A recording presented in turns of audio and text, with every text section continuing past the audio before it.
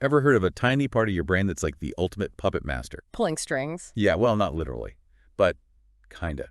It controls everything from how tall you grow to how you handle stress. Oh, yeah, the hypothalamus. You know it.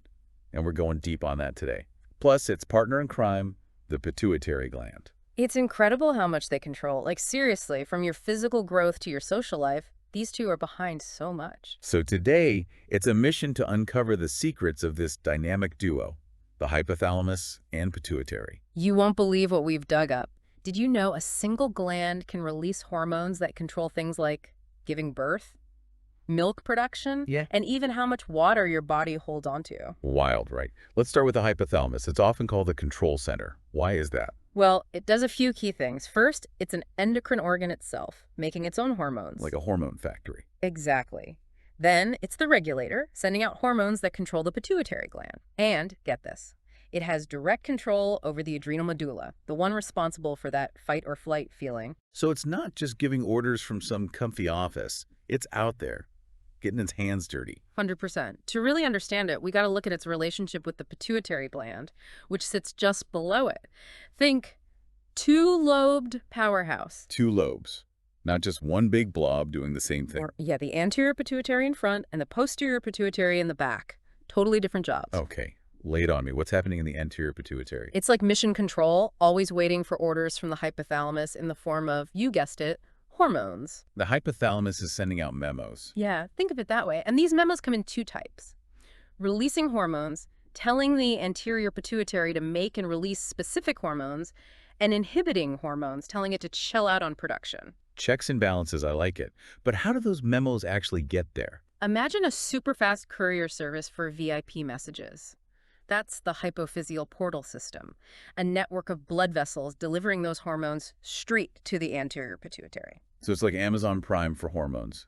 Targeted delivery, no waiting around. Exactly. Now, the posterior pituitary doesn't actually make any hormones. What's it doing then? Think storage and release. It holds on to hormones made by the hypothalamus and releases them when needed. A hormone warehouse, ready to ship on demand. Which hormones are we talking about here? Two big ones.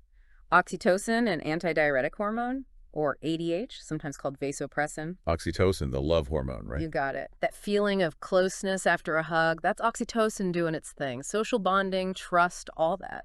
But it's also vital for childbirth, getting those contractions going, and for milk ejection during breastfeeding. One busy hormone. Okay, what about ADH? ADH manages water balance. Ever feel super thirsty after salty food?